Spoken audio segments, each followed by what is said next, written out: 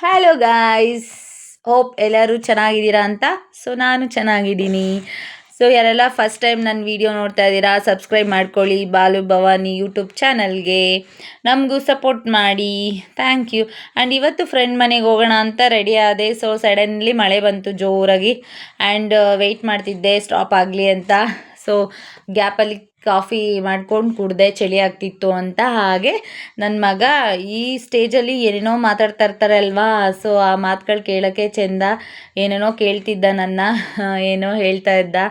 And ಒಂಥರ ಚೆನ್ನಾಗಿತ್ತು. So ತುಂತುರು ಮಳೆ ಸ್ಟಾಪ್ ಆಯಿತು. ಆ್ಯಂಡ್ ಹಾಗೆ ನಮ್ಮ ಮನೆ ಡೌನಲ್ಲೇ ಇರೋದು, ನಂದಿನಿ ಅಂತ ನನ್ನ ಫ್ರೆಂಡ್ ಅವ್ರ ಅಕ್ಕ ಮನೆ. ಸೊ ನಂದಿನಿ ಅಲ್ಲಿಗೆ ಬರೋದು ಅಂತ ಹೇಳಿದ್ಲು. ಅದಕ್ಕೆ ನಂದಿನಿಗೆ ಕಾಲ್ ಮಾಡಿದೆ. ನಂದಿನಿ ಸ್ನಾನಕ್ಕೆ ಹೋಗಿದ್ಲು, ಸೊ ಕಾಲ್ ಪಿಕ್ ಮಾಡಲಿಲ್ಲ. ಹಾಗೆ ನಂದಿನಿ ಮನೆಗೆ ಹೋದೆ.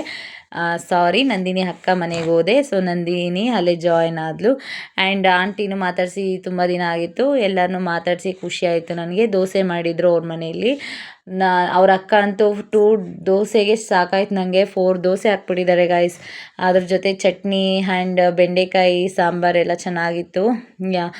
ಆ್ಯಂಡ್ ಫುಲ್ ಹೊಟ್ಟೆನೇ ಲೋಡ್ ಆಗೋಯ್ತು ನನಗೆ. ಆ್ಯಂಡ್ ಅಪ್ಪುನು ಅವ್ರ ಜೊತೆಲ್ಲ ಆಟ ಆಡ್ಕೊಂಡಿದ್ದ.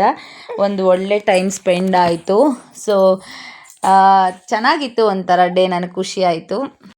ಹಾಗೆ ನನ್ನ ಮಗ ಅವ್ರದ್ದು ಚೇರ್ ಇತ್ತು. ಸೊ ಕ್ಯೂಟ್ ಚೇರ್, ಅದರಲ್ಲಿ ಹತ್ತೋದು ಇಳಿಯೋದು ಆ ಥರ ಟ್ರಯಲ್ ಮಾಡ್ತಾ ಇದ್ದ. ಸೊ ಮಾತಾಡಿಕೊಂಡು ನಾವು ಅದು ಇದು ತುಂಬ ದಿನ ಆಗಿತ್ತಲ್ವ, ಅದು ಇದು ಮಾತಾಡ್ಕೊಂಡಿದ್ವಿ. ಒಂದೊಳ್ಳೆ ಡೇ ಸ್ಪೆಂಡ್ ಆಯಿತು ನಿಜ ಹೇಳಬೇಕಂದ್ರೆ. ಆ್ಯಂಡ್ ಅವ್ರ ಅಕ್ಕ ಈವ್ನಿಂಗ್ ಟೈಮ್ ಫುಲ್ಲು ವಾಕಿಂಗ್ ಮಾಡ್ತಾರಂತೆ 1 hours. ಸೊ ಅವ್ರ ಜೊತೆ ನಾವು ಜಾಯ್ನ್ ಆಗಿ ಓಡಾಡ್ಕೊಂಡಿದ್ವಿ ಮಾತಾಡಿಕೊಂಡು.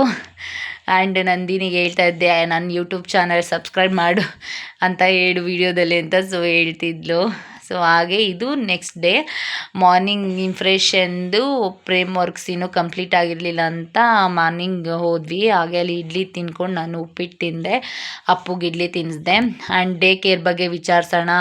ಅಪ್ಪುನ ಡೇ ಕೇರ್ಗೆ ಎಲ್ಲಾದರೂ ಜಾಯಿನ್ ಮಾಡಿಸ್ಬಿಟ್ಟು ನಾನು ವರ್ಕ್ಗೆ ಹೋಗೋಣ ಅಂತ ಪ್ಲ್ಯಾನಲ್ಲಿ ಇದ್ದೀನಿ. ಸೊ ಜಸ್ಟ್ ರ್ಯಾಂಡಮ್ಮಾಗಿ ಕೇಳೋಕ್ಕೆ ಹೋಗಿದೆ, ಯಾವ ಥರ ಏನು ಎಷ್ಟು ಫೀಸ್ ಇರುತ್ತೆ ಸೊ ಅಂತ. ಚೆನ್ನಾಗಿತ್ತು ಆ್ಯಕ್ಚುಲಿ. ಫುಡ್ ಎಲ್ಲ ಅವರೇ ಪ್ರೊವೈಡ್ ಮಾಡ್ತಾರಂತೆ, ಆಟ ಆಡಿಸ್ತಾರೆ, ನಿದ್ದೆ ಮಾಡಿಸ್ತಾರೆ. ಎಲ್ಲ ಡೇ ಕೇರ್ ಒಂದೇ ಥರ ಇರಲ್ಲ ಅಲ್ವಾ.